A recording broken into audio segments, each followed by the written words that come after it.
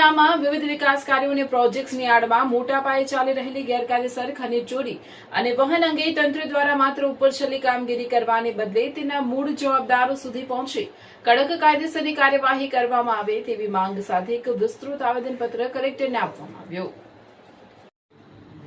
આવેદનપત્રમાં જણાવ્યા અનુસાર કચ્છ જિલ્લામાં વિવિધ હાઈવે, રેલવે કોરિડોર અને વિન્ડ પ્રોજેક્ટ્સના કામો દરમિયાન મોટા પ્રમાણમાં માટી, મુરમ, બેન્ટો, નાઇટ, બ્લેકસ્ટોન અને અન્ય ખનીજની ચોરી કરીને તેનું ગેરકાયદેસર વહન કરવામાં આવી રહ્યું છે।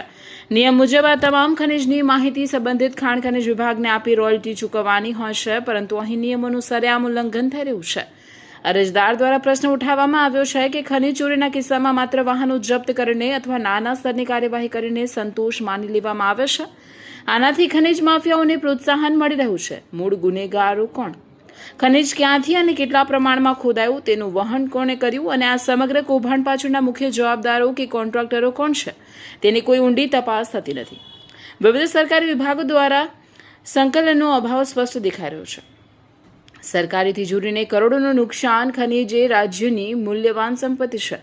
આ ગેરકાયદેસર પ્રવૃત્તિને કારણે સરકારને મળવાપાત્ર કરોડો રૂપિયાની રોયલ્ટીની આવકમાં મોટો ઘટાડો થઈ રહ્યો છે, જે સીધું સરકારી તિજોરીને નુકસાન પહોંચાડી રહ્યું છે। અરજદારે સરકાર અને સ્થાનિક વહીવટીતંત્રને આ ગંભીર બાબતને તાત્કાલિક ધોરણે ધ્યાને લઈ માત્ર દેખાવ પૂરતી કાર્યવાહી બંધ કરી ખનીજ ચોરીના સમગ્ર નેટવર્ક, કોન્ટ્રાક્ટરો અને જવાબદાર વ્યક્તિઓ સામે પારદર્શક અને કડકમાં કડક પગલાં ભરવા ઉગ્ર અપીલ કરવામાં આવી હતી।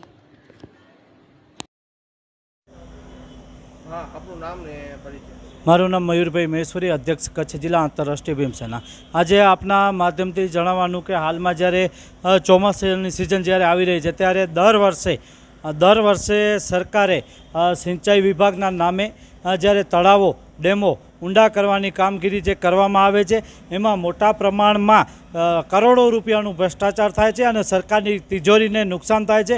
કારણ કે એવો કોઈ પણ સરકારે નીતિ નિયમો કોઈ એવા બનાવ્યા નથી કે કોઈ પણ તળાવ હોય કે ડેમ હોય કેટલા ફૂટ કેટલા મીટર સુધી ઊંડાઈમાં કામ કરવું જોઈએ, એની માટી જે આવે એ કયા નાખવી જોઈએ એવું ખનિજ વિભાગમાં પણ કોઈ માહિતી આવતી નથી કોઈ ફોરેસ્ટમાં કોઈ એવી માહિતી આવતી, પરંતુ સરકાર જે તે એજન્સીઓ સાથે મિલીભગત કરી અને જે તે એજન્સીઓને છાવરી અને કરોડો રૂપિયાનું જે કૌભાંડ કરી અને સરકારી તિજોરીને નુકસાન કરવામાં આવે છે એ બાબતે અમે આજે કલેક્ટર સાહેબને રજૂઆત કરવા માટે આવ્યા છીએ।